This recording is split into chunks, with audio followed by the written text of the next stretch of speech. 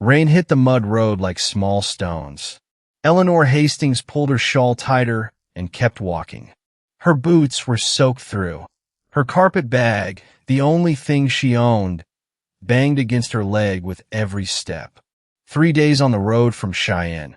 3 days of sleeping in barns that weren't hers, eating bread she'd bought with the last of her coin.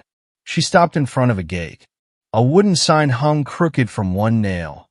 Vance Ranch. Smoke rose from a chimney somewhere behind the rain. A dog barked once, then went quiet. Eleanor stood at that gate a long moment before she made herself open it. She had heard back in town that the rancher out this way sometimes hired help. Cooking, mending, anything that paid. She needed anything that paid. The porch boards creaked under her feet. She knocked twice, hard, before her nerve could leave her. Footsteps, a bolt sliding. The door opened, and a man filled the frame. Tall, weathered, maybe 30, a few days of stubble on his jaw. He wore a flannel shirt with the sleeves rolled to the elbow, and in his right hand he held something small, a child's shoe. Worn leather, no bigger than Eleanor's palm. He saw her looking at it and closed his fist around it, almost without thinking. "Help you," he said. "I heard you might need hired work done." Her voice came out steadier than she felt. "I can cook, clean, mend clothes. I don't ask for much." He studied her, not unkindly, but carefully, the way a man studies weather before deciding whether to bring the cattle in. "Name?" "Eleanor Hastings." "Ezra Vance." He didn't offer his hand. "You're soaked to the bone. Coming before you catch your death standing there arguing about it." The inside of the house was plain but warm. A fire cracked in the hearth. There were 2 chairs at the table, though only one looked used. A woman's shawl hung on a peg by the door. Old, faded, untouched by dust the way things are when nobody moves them anymore. Eleanor noticed it. She noticed everything. It was a habit from a life that had taught her to watch closely and say little. Ezra set a cup of coffee in front of her without asking if she wanted it. "You're a long way from anywhere," he said. "Where's your family?" "I don't have one." She wrapped both hands around the cup for the warmth. "Not anymore." He didn't press. He only nodded, like that answer told him something he already understood. For a moment, neither of them spoke. The fire popped. Somewhere outside, the rain eased into a soft, steady hush against the roof. "I'll be honest with you," Ezra said finally. "I don't need a hired hand." Eleanor's stomach dropped. She set the cup down, already reaching for her bag. "But I need a wife." She stopped. The words hung in the room like smoke that hadn't found a place to go. "I'm not," she shook her head. "Mr. Vance, I came here for work. Not for—" "I know how it sounds." He set the child's shoe on the table between them, gently, like it was something breakable. "It wouldn't be a real marriage.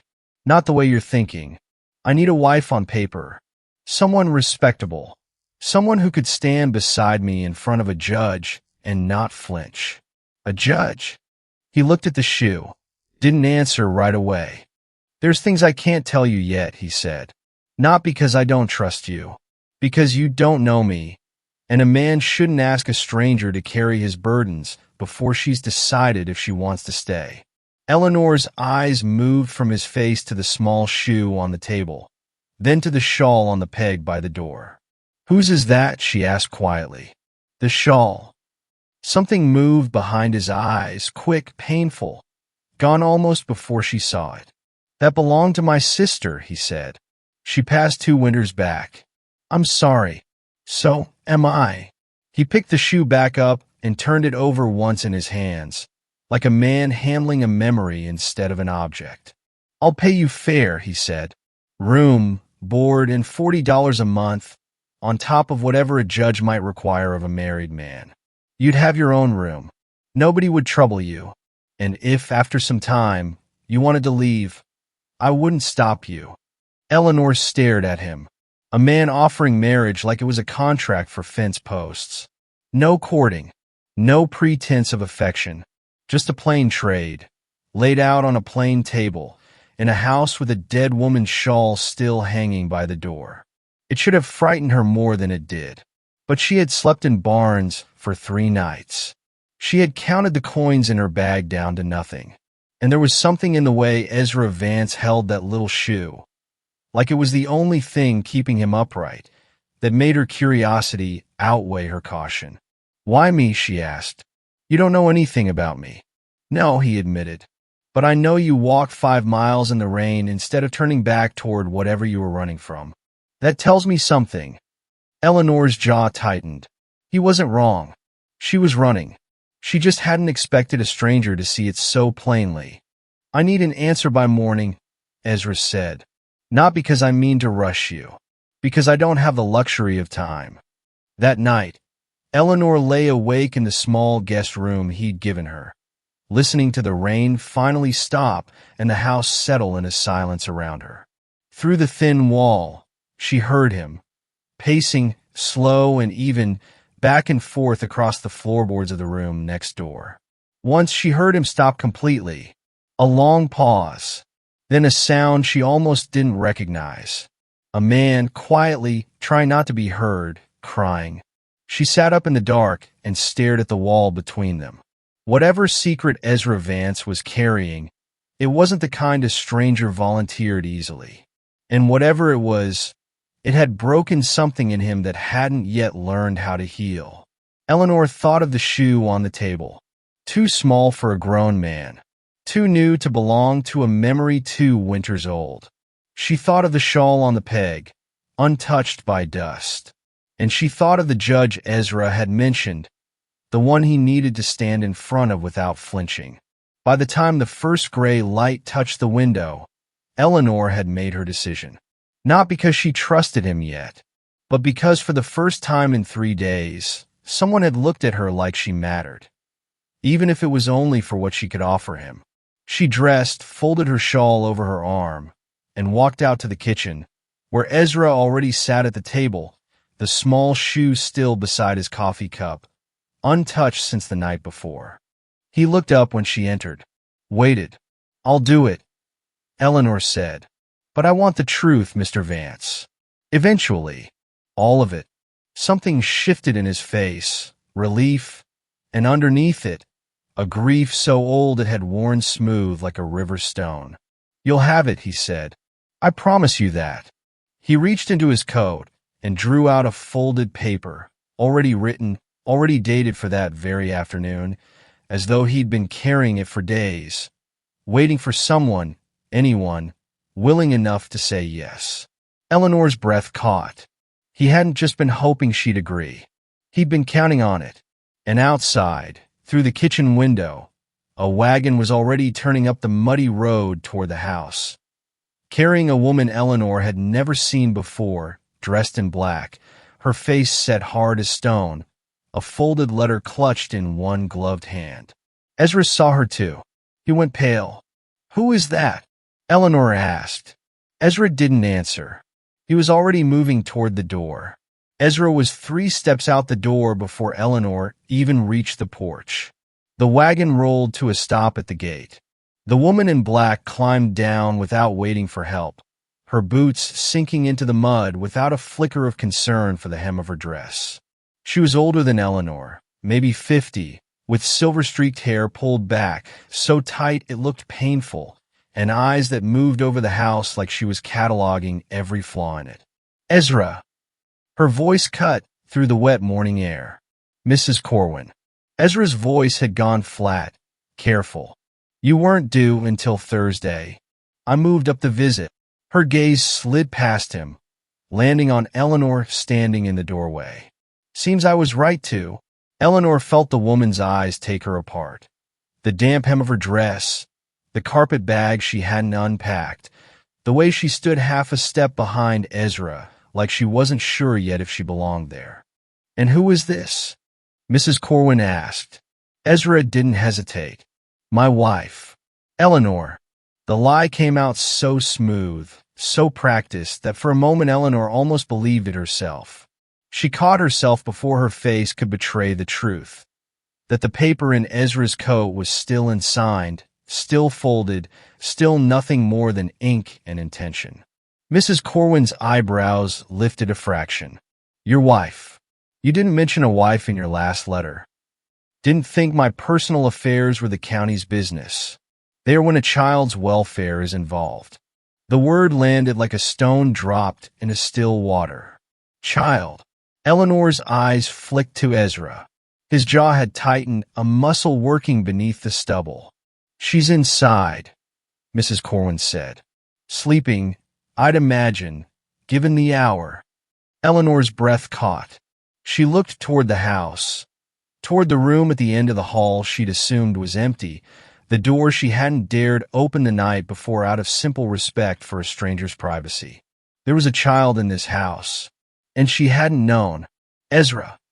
Eleanor kept her voice low as Mrs. Corwin moved toward the porch, skirts gathered in one gloved hand. You have a child? Not mine, he said quickly. Too quickly. My sister's. The shawl on the peg.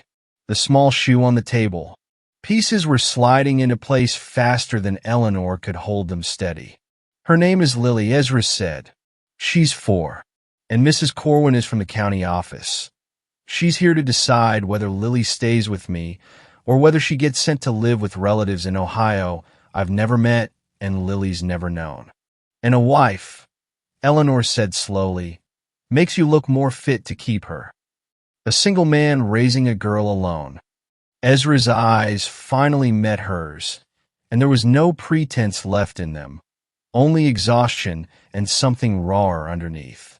The county doesn't look kindly on that. Doesn't matter that I've kept her fed, kept her safe, loved her like my own since the day my sister died. All they see is a bachelor and a little girl, and they start asking questions I can't answer the way they want. Eleanor's chest tightened. So the marriage isn't about a wife at all. It's about Lily. It's about keeping the only family I have left. His voice cracked on the last word, just slightly before he caught it. I should have told you last night. I'm sorry I didn't. I was afraid if I told you everything at once you'd run. Eleanor thought of the sound through the wall. A grown man crying quietly in the dark, trying not to be heard. Not grief over a woman he'd loved and lost. Grief over a little girl he might still lose. I wouldn't have run, Eleanor said, though she wasn't entirely sure that was true. But I would have liked to know whose life I was stepping into. You're stepping into it now, Ezra said. If you still want to. From inside the house came a small voice, sleep-thick and uncertain. Uncle Ezra? Eleanor saw her for the first time in the hallway. A small girl with dark curls and Ezra's same steady eyes, clutching a threadbare rabbit toy against her chest, standing in a nightgown 2 sizes too big. Lily looked at Eleanor with open, unguarded curiosity, the way only children can look at strangers. Who's that? Lily asked. Ezra crouched down to her height. This is Miss Eleanor. She's going to be staying with us for a while. Lily considered this with the seriousness only a 4-year-old could manage. Is she going to sleep in Mama's room? The house went very quiet. Eleanor saw Ezra's throat move as he swallowed. No, sweetheart. That room stays as it is. Okay. Lily seemed satisfied with this answer in a way adults rarely could be. She held out the rabbit toy toward Eleanor. This is Mr. Buttons. He doesn't like thunder. Eleanor knelt down, meeting the girl at eye level, something in her chest loosening for the first time in 3 days. Neither do I, she said. Maybe he and I can keep each other company next time it storms. Lily smiled, a small, real smile, and something in Eleanor shifted permanently, quiet and certain as a door closing behind her. Mrs. Corwin, watching from the parlor doorway, made a note in a small leather book. I'll need to see the marriage documented, she said. Properly. Signed, witnessed, filed with the county clerk. Within the week, or I'll have no choice but to begin proceedings to place the child elsewhere.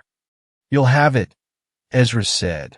Mrs. Corwin's gaze moved once more to Eleanor, measuring, assessing, unconvinced. See that I do. I've seen arrangements like this fall apart before, Mr. Vance. Convenient marriages built to satisfy an inspector rarely satisfy a child's heart for long. She turned and walked back out into the gray morning, her wagon creaking away down the muddy road, leaving behind a silence that felt heavier than before she'd arrived. That afternoon, Ezra found Eleanor sitting on the porch steps, watching Lily chase a barn cat through the wet grass, laughing in a way that seemed to belong to a much lighter world than the one Eleanor had walked into that morning. I meant what I said, Ezra told her, sitting down beside her, close but careful not to presume too much closeness. It doesn't have to be real, just enough to satisfy the county. You could leave whenever you wanted, and I'd give you money enough to start somewhere new. Eleanor watched Lily fall, laugh harder, and get back up, mud-streaked and grinning. And if I didn't want to leave? Eleanor asked quietly, surprising herself with the question. Ezra turned to look at her, and for the first time since she'd arrived, there was something unguarded in his expression. Hope, careful and unpracticed, like a man testing ice before trusting his full weight to it. Then I suppose we'd have to figure out what kind of marriage this really is, he said. Before Eleanor could answer, the barn cat shot across the yard, and Lily's laughter turned suddenly into a scream. Ezra was on his feet before Eleanor could process the sound, sprinting toward the barn, where smoke, thin gray and rising fast, had begun curling out from beneath the door. Smoke poured thicker now, curling black at the edges where it met the gray sky. Lily! Ezra's voice tore through the yard as he ran. Eleanor was already moving, skirts hiked in both fists, mud splashing up her legs. Her mind wasn't thinking in words anymore, only motion. The barn, the smoke, the small shape she could see now, frozen at the barn door, staring in at something Eleanor couldn't yet see. Lily, get back! Eleanor reached her first, scooping the girl up and away from the door in one motion, feeling her small heart hammering against her own chest.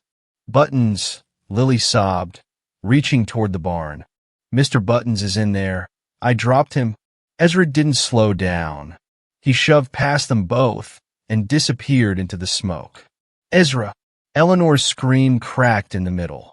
The seconds that followed felt longer than the 3 days Eleanor had spent walking the road to this ranch. She held Lily tight against her hip, both of them coughing now from the smoke drifting across the yard, Eleanor's eyes fixed on the black doorway that had swallowed him whole.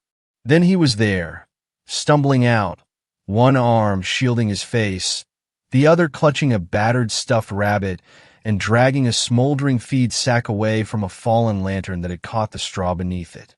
He fell to his knees in the mud, coughing hard, but alive. Whole. Lily wriggled free of Eleanor's arms and ran to him, and Ezra caught her against his chest, pressing his face into her hair, his shoulders shaking with something that wasn't just the aftermath of smoke. Eleanor knelt beside them both, one hand finding Ezra's shoulder, the other resting on Lily's small back, and for a moment none of them said anything at all. They only breathed, together, alive, the barn's fire already dying down to nothing more than smoke and scorched wood behind them. Later, after the fire had been fully doused and the horses calmed and led to the far pasture, Ezra sat on the porch steps with soot still smudged across his jaw. Lily was asleep inside, worn out from fear and relief in the particular way only children could manage, Mr. Buttons tucked safely under one arm. Eleanor sat down beside him, close enough now that neither of them thought to measure the distance. You could have died in there, she said. I know. He turned the stuffed rabbit over once in his hands before setting it gently on the step between them. An echo, Eleanor realized, of that first night, the small shoe resting on the table. But she'd already lost her mother. I wasn't going to let her lose that rabbit too, not on top of everything else. Small things matter more than people think. When you're 4 years old, and your whole world already fell apart once. Eleanor thought of her own past, the family she didn't have, the reason she'd been walking that muddy road with nothing but a carpet bag and a handful of coins. She hadn't told Ezra any of it. He hadn't asked twice. "You never asked what I was running from," she said quietly. "Figured you'd tell me when you were ready. Same as I told you about Lily when I was ready." He looked over at her.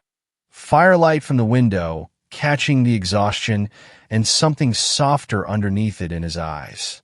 Something shouldn't be forced out of a person. They should be given. Eleanor found herself smiling, small and real, the first smile that had come without effort since she'd left Cheyenne. "There was no family," she said. "Not one worth staying for. My father drank away every wage he earned, and when he passed, there was nothing left but debts and an empty house. I didn't run from something, Ezra. I ran towards something. I just didn't know what it was yet."